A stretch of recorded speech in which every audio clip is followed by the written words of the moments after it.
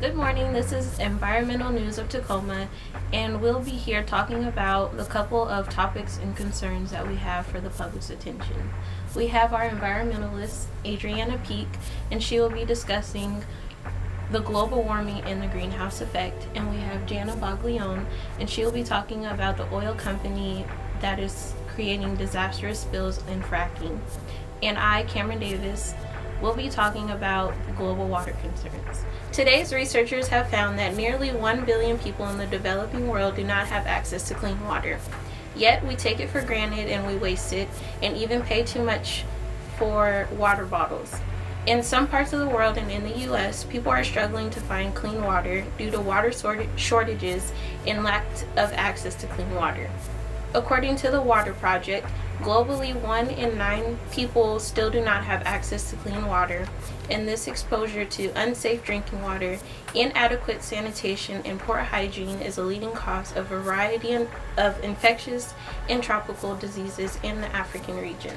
Here in the U.S., in Flint, Michigan, there is 40% of homes with elevated levels of lead in the water supply. According to researchers, and people are feared for their health and lives on a daily basis due to the findings of significant levels of lead contaminated water. Because of this foreign and domestic issue that has not been solved, we as Americans need to step up and be more involved with the matter, and a little can go a long way. Today I want to bring to the attention that there is evidence that our climate is headed towards irreversible damage. According to the CIA, China has the biggest carbon footprint.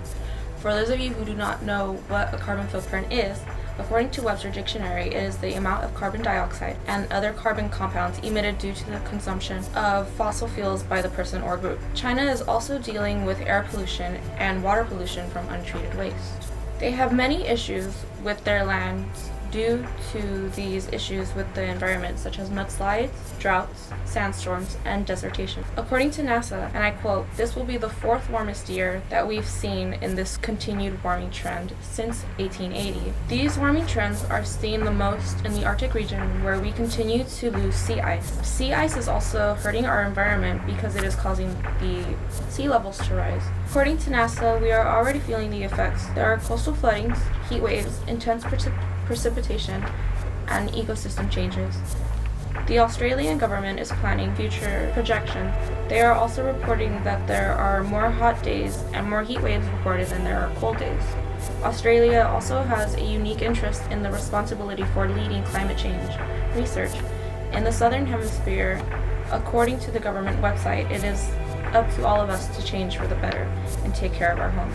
It is time to ask ourselves, what are we going to do to improve our environment before it's too late? So there has been an ongoing problem in our country which affects our environment as well as our health and health of our unborn children.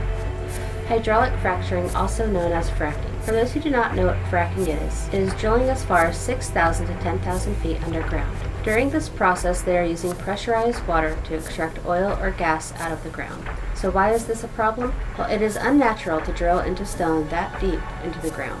One main concern is that drilling that deep down into stone can create more earthquakes. For some, it is methane gas that gets into residents' well water that live in the fracking area. They can literally light their drinking water from their faucets on fire because it is so highly contaminated, making it unsafe for drinking. For residents in Pennsylvania, a study done by Johns Hopkins University say, in quote, "Researchers found that expectant mothers living in the most active area of fracking, drilling, and production were 40% more likely to give birth prematurely." However, in this study, they are not sure of the exact cause of the preterm labor. It could be because of the poor air quality that is produced from fracking, or the stress of the noise pollution, or possibly their drinking water. Other issues faced anytime with drilling for oil are the dreaded oil spills.